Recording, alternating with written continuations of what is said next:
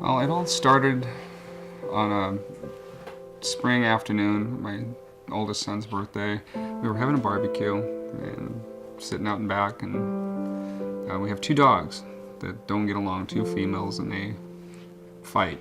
So they started fighting.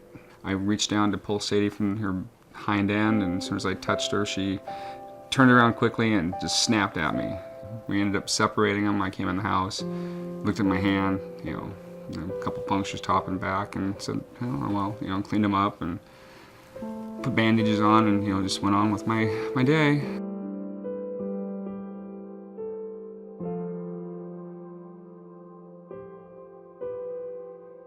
I woke up the following morning on the third day. It was a Thursday, I believe, 29th. And I just knew inside that something was seriously wrong. My son came home right away. Out the door we went and drove to Providence. So we get up to the emergency room, and there's 4, 5 people in front of us. And I just looked at Levi and I said, Levi, I can't wait. You please go up and tell him I can't wait. And they rushed me on into the back. No ifs, ands, and buts. They must have known something was wrong because I was already turning blue. So when they pushed me all the way into the room, and the doctor started asking all the simple questions. So they finally asked me, what's the scar on my stomach? And I said, well, I had a car accident and had my spleen removed. And just before I fainted out or faded or passed out or whatever, what do you call it? They go, what's the wound on your hand? And I said, oh, it's a dog bite. And that was the trigger. When I heard dog bite, and that's all I remember. I just slowly faded out and didn't wake up for another week and a half.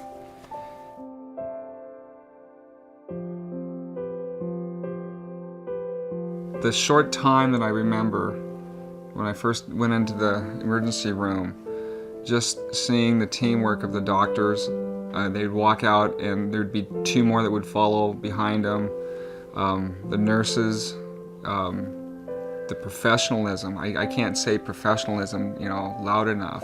It was just amazing how they just took me from being almost dead to saying, hey, this is what the man needs. One time after I woke up, I think Karen had told me that there was 10 specialists in that room at one time trying to revive me and keep me alive because my body was shutting down so fast that they didn't think that I was going to make it through the night.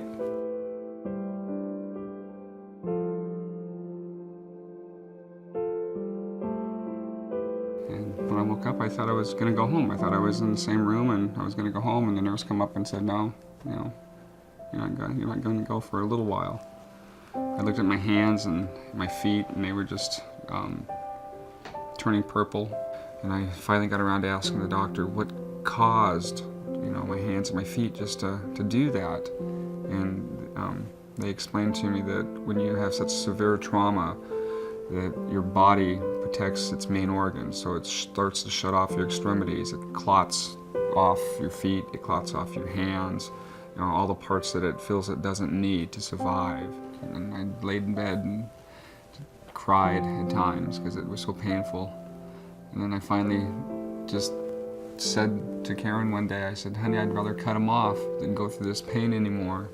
So I went to Providence and spoke with a specialist that does amputations, and I looked at the hand specialist, and they both said, they need to be amputated.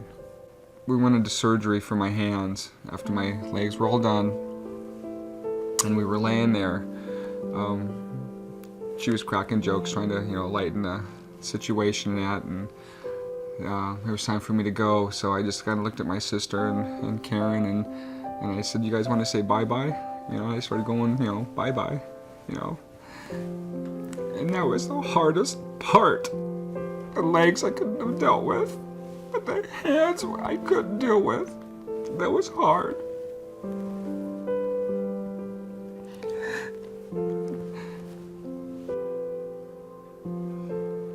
I thank God every day for everything that Providence has done for me. If it wasn't for the doctors that took care of me, I wouldn't be here right now to tell the story of a simple little dog bite. And the bacteria that I took from the bite, it's a serious thing.